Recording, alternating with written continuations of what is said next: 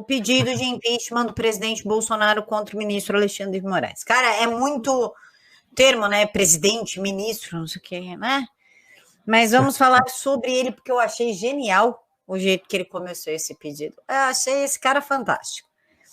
Excelentíssimo senhor presidente do Senado Federal, senador Rodrigo Otávio Soares Pacheco. Reafirmo a minha independência, meu compromisso com a Constituição e a minha devoção com as liberdades individuais. Desaparecendo a liberdade, desaparecerá o debate de ideias, a participação popular nos negócios políticos do Estado, quebrando-se o respeito ao princípio da soberania popular.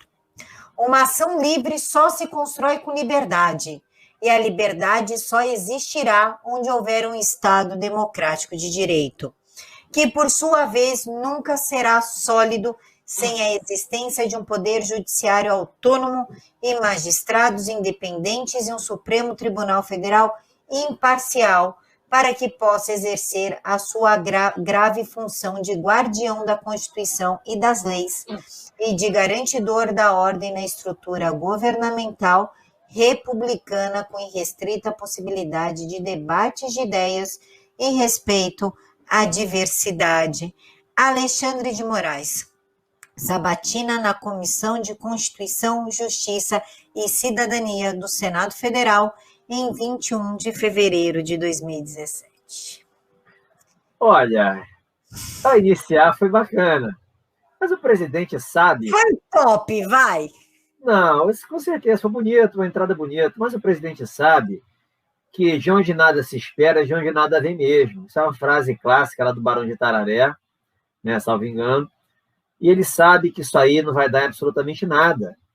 Ele sabe que não é isso que vai resolver o problema do país. Quem dera que o problema do país fosse apenas o ministro Alexandre de Moraes. Então, ele apenas está jogando o jogo, fazendo a parte dele. Já houve vários pedidos de impeachment contra o Alexandre de Moraes, pessoas do povo, advogados, deputados, próprios senadores, mas não por parte do chefe de Estado, quem tem o dever constitucional de manter, defender e cumprir a Constituição e que é chefe supremo das Forças Armadas. Então, primeiro, assim, a postura do presidente foi muito simbólica, muito relevante diante desse cenário. Ele está dizendo que as coisas estão erradas. Então, ele está falando que essa narrativa politicamente correta já deu o que tinha que dar. Ela está esgotada, ela está falida, ela é mentirosa, ela é desinformativa, ela é atentatória aos verdadeiros valores inerentes ao regime democrático. É isso que ele está dizendo para o Rodrigo Pacheco. É isso que ele está querendo que o Rodrigo Pacheco reconheça saindo dessa bolha do Senado, mostrando para ele, olha só, Pacheco, não me importa os interesses que você tem junto com o Supremo. Importa que você está numa função importante da República, ou na República das Bananas, dependendo do enfoque que a pessoa prefira, e você vai ter que cumprir sua missão. Se você não quiser, também não tem problema, eu estou te dando uma oportunidade, que a conta vai chegar. Beleza? A conta vai chegar. É esse o recado. Se o Pacheco vai dar seguimento a esse impeachment ou não, o que o país precisa é irrelevante. Irrelevante. Porque o final dessa história já está mais do que desenhado. Tá? Apenas o presidente está esgotando os meios dentro das 4 linhas da Constituição para não dar margem depois a qualquer gritaria. A gritaria vem de qualquer forma. Essa é a questão. Vem de qualquer forma e ela terá que ser ignorada. Ela será ignorada. Porque diante do cano, aquele cano quente, o que é um grito? É mais fácil a pessoa emudecer.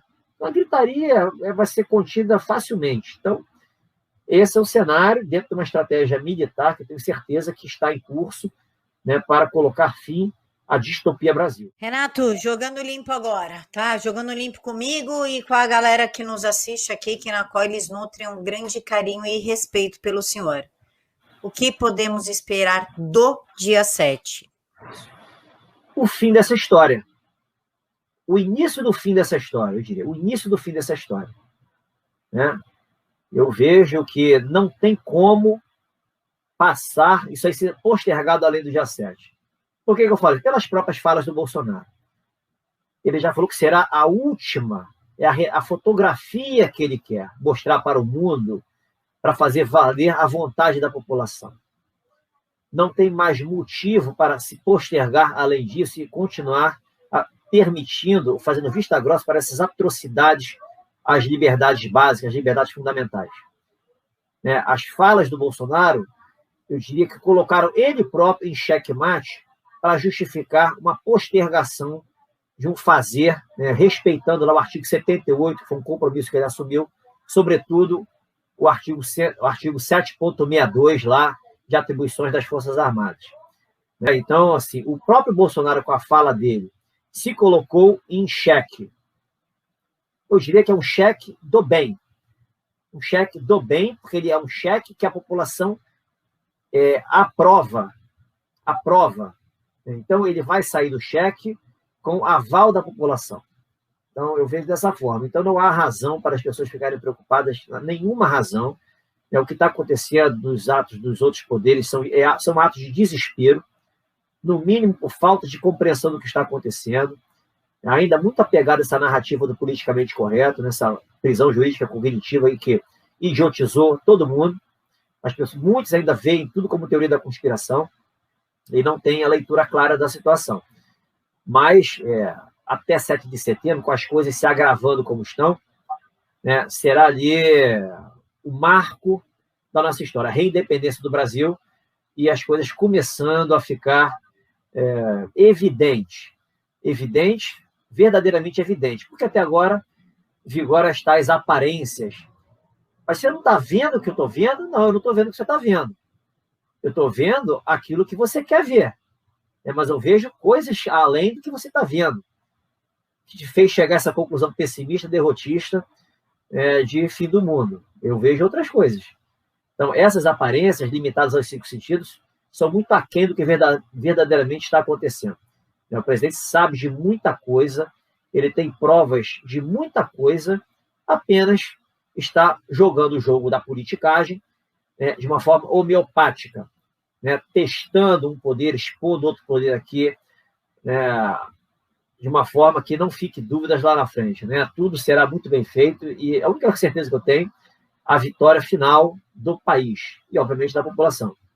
A colheita será muito interessante para esse pessoal hoje que está andando fora das 4 linhas da Constituição. De hoje, dia 21 ao dia 7, o que nós podemos esperar? Que o Supremo tire um pouquinho o pé do acelerador, porque isso aqui virou uma máquina de moer, gente, né?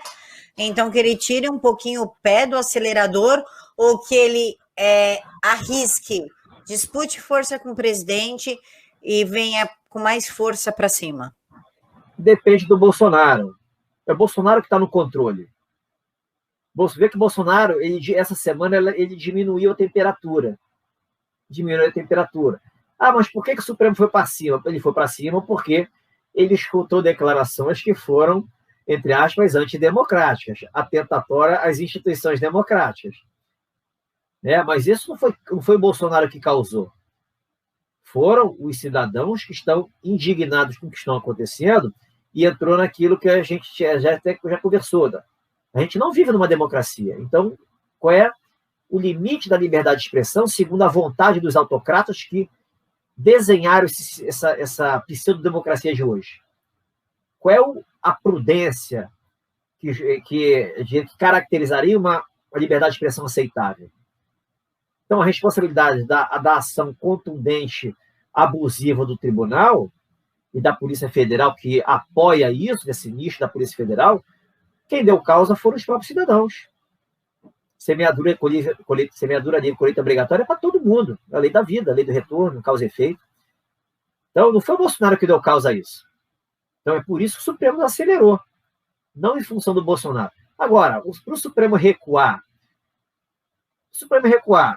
as pessoas adquirindo consciência e tendo mais prudência, o Supremo vai ficar na dele. Dependendo de como o Bolsonaro haja, o Supremo, em ato de desespero, vai querer acompanhar. Porque ele não tem como retroceder, ele vai querer mostrar força. Então, são as duas possibilidades que podem acontecer para fazer o Supremo avançar sobre as liberdades e, mais uma vez, atropelar a Constituição.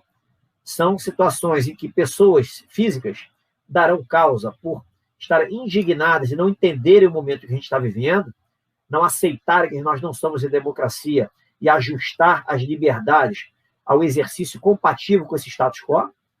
E a outra situação é a provocada pelo Bolsonaro em relação a uma fala, em relação a uma prova que ele traga à tona, reação, uma atitude mais concreta, provocando o Supremo para que coma alguma isca, levando, dentro dessa guerra, o inimigo para aquele lugar que ele deseja. Então, são as duas possibilidades que eu vejo. Mas que está no controle do presidente, eu não tenho a mínima dúvida. Dia 7 de setembro. Dia 7 de setembro. Dia 7 de setembro.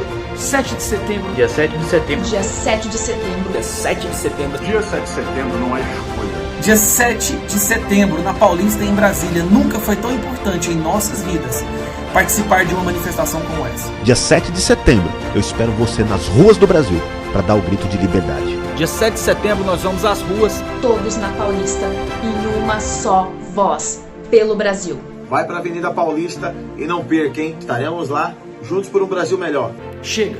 Acabou. Afinal, a nossa liberdade a gente não pede, a gente toma de volta. Dia 7 de setembro, Às 14 horas. Avenida Paulista. Para gritar pela nossa segunda independência. Te espero.